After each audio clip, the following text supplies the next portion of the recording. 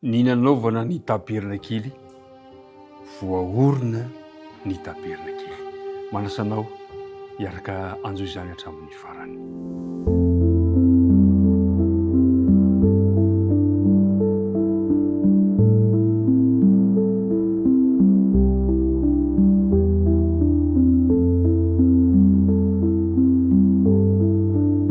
Amin'ny anaran'i Jesosy ilay tompon'ny finoantsika sy mpanefa azy, no anolorana indray ny arahaba feny firarian-tsoa ampifaliana ionana aminao amin'ny 10 maraina fa 13 volana septambra ity.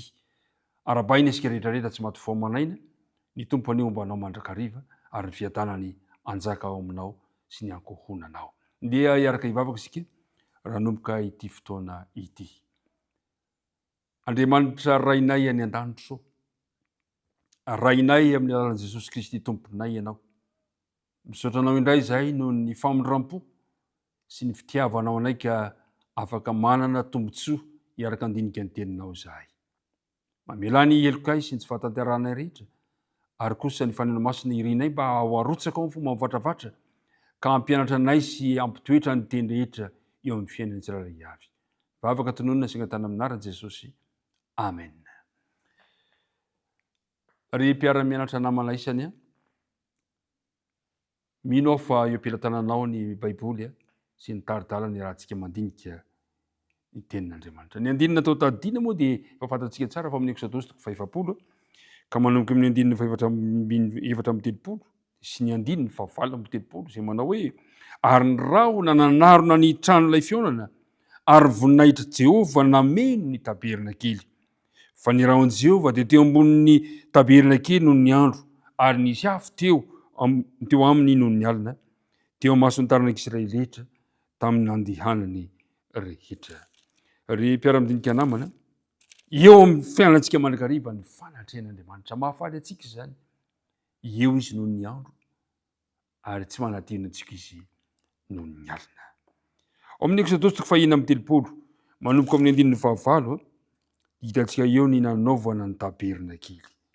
Naorina ny taberna kely, ary hitantsika tsara fa amin'ny Tsipry no nanomezan'Andriamanitra ny toromarika rehetra ny amin'ny nananganana izany taberna kely izany. Nahoana? To amin'ny Tsipry nanomezana izany toromarika izany. Ny antony dia izao: manana ny lanja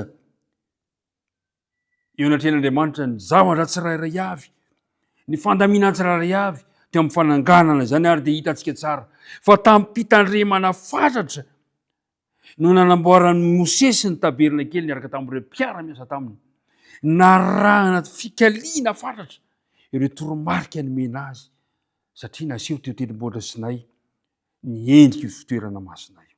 Tena nanaraka an'izany antsaka sy andavany Mosesy. Hitantsika tsara fa narahany ny amin'ny taberna kely sy ny lamba miaraka aminy, narahany fomba nanatanterana ny fanamboarana ny fiaran'ny fanekena, ny fananganana ny latabatra izay misy mofo aseho, narahany antsaka sy andavany ny fomba fandaminana ny amin'ny fananganana fanamboarana ny fanaovan-jiro, ny alitara fandoroana didiky manitra sy ny zavatra maro samihafa, ny kianja, ny akora izay nampiasainy, izany rehetrarehetra izany. Eny, fa hatramin'ny sarotraritra teo amin'ny akanjo ampisorona aza dia tena narahana tamin'ny Tsipry ireny rehetrarehetra ireny. Izay no voalaza eo amin'ny Exodosy 9:30, 7:30, 9:30 dia milaza fa natao amin'ny Tsipry, napetraka Tsipry ireny toromarika ireny. Ry mpiara-midinika namana, natao mpanaraka fandaminana amin'ny Tsipry, amin'izay lazain'Andriamanitra isika tsirairay avy, amin'ny Tsipry, hatramin'ny kely indrindra hatramin'ny lehibe indrindra. Lesona velona momba ny amin'ny filazana tsara tokoa mantsy ny amin'ny fanompoana izay natao tamin'ity taberna kely ity, izay maneho amintsika ny drafim-panavotana izay omen'Andriamanitra ho antsika tsirairay avy. Ireo fombafomba isan-karazany dia maneho voalohany ny fankahalan'Andriamanitra ny fahotana sy ny fiatrehany an'izany. Ny faharoa, ny fombafomba mpivavahana tao amin'ity taberna kely ity dia maneho ihany koa ny fomba namonjen'Andriamanitra ny olona izay mibebaka. Fahatelo, asehon'Andriamanitra ihany koa amin'ny fombafombampanompona am'ty tabenakely ity ny anjara ny ratsy fanahy, ny anjara miandro ny ratsy fanahy ary ny tena zava-dehibe indrindra am'ty fanompona atao amin'ny tabenakely ity dia ny toko men'Andriamanitra ho an'ny olona tsirairay avy ilay ho avy be voninahitra tsy hisy faharatsiana intsony. Nisy fanompona roa samihafa natao tao amin'ity fitoerana masina ity, tao amin'ity tabenakely ity.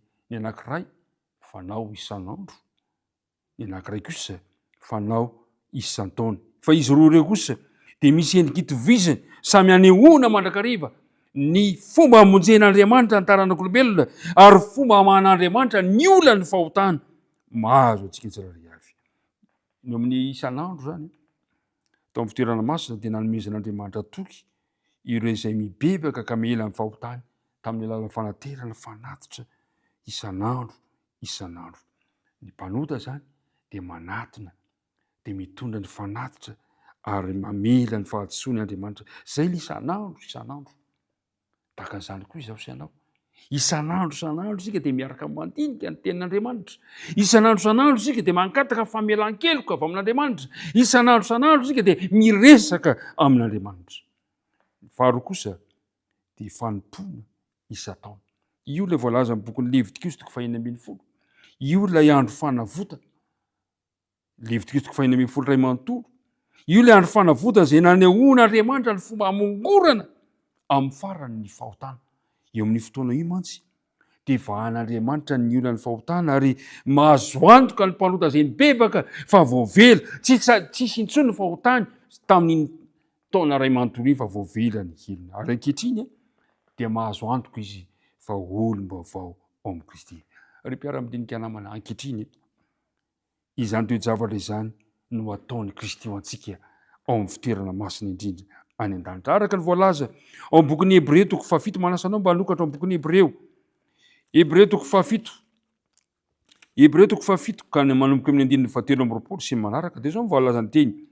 Fa natao maro ireny mpisorona ireny satria tsy navela ny fahafatesana haharitra izy.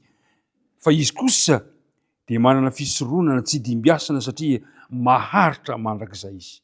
Koa amin'izany dia mavonjy tokoa izay manatona an'Andriamanitra amin'ny alalany izy satria velona mandrakizay hanao fifonana ho azy izy. Ry mpiara-midinika namana, Jesosy manao izany asa izany amin'izao fotoana izao. Efa tsy hisy intsony ny fisoronana taty an-tany satria ireo mpisorona tamin'izany fotoana izany dia efa ndaosiny fahafatesana. Fa Kristy kosa ilay velona mandrakizay manao fifonana ho antsika tsirairay avy. Ry mpiara-midinika namana, natao toerana iankofantsika amin'Andriamanitra ary ny fiangonana ny fitoerana masina. Natao toerana hiderana sy hisaorantsika n'Andriamanitra. Natao toerana hikolokoloana sy hazonatsika ny fifandraisantsika amin'Andriamanitra. Ary izany natao hoe fiankofana. Ka asain'Andriamanitra isika hiditra ao amin'izany fisaka izany amin'ny izany. Averitsika ny mandeha fa Andriamanitra no mametraka antsika hidirantsika anatin'izany fandaminana rehetrarehetra izany satria tia haman'ny olana ny fahotana eo amiko sy eo aminao Andriamanitra. Tombany hombanao indray ka nanao fanantenana fa Kristy dia mifona aminao manatanteraka ilay asa fisoronana mba hahatonga sy hahatonga anao ahazo ilay fahamonjena izay voamanin'Andriamanitra efa hatramin'ny nanorenana izao tontolo izao. Hombanao an'izy ka hampahiry anao amin'izay rehetrarehetra ataonao. Andeha ary hiaraka hivavaka marana antsika izao dinika izao. Ray malala any an-danitro, misaotra anao izahay noho ny amin'izany teninao izany ka nampafantaranao anay fa vonina mandrakariva ianao hamaha ny olany fahotana izay malaky mahazo anay. Misaotra anao izahay noho ny amin'i Jesosy Kristy ilay manao fifonana ho anay ka manao izay fomba rehetra mba hamonjena anay ao amin'ny fitoerana masina indrindra. Ampio izahay ary mba hazoto mandrakariva ny fandray aminao isan'andro dia ampio izay mba anamafy anavao ny fisakaizana aminao. Dia mitaniana tsirairay avy amin'izay rehetra ataonay androany aza mafona masaraka anay noho ny amin'ny anara Jesosy. Amen.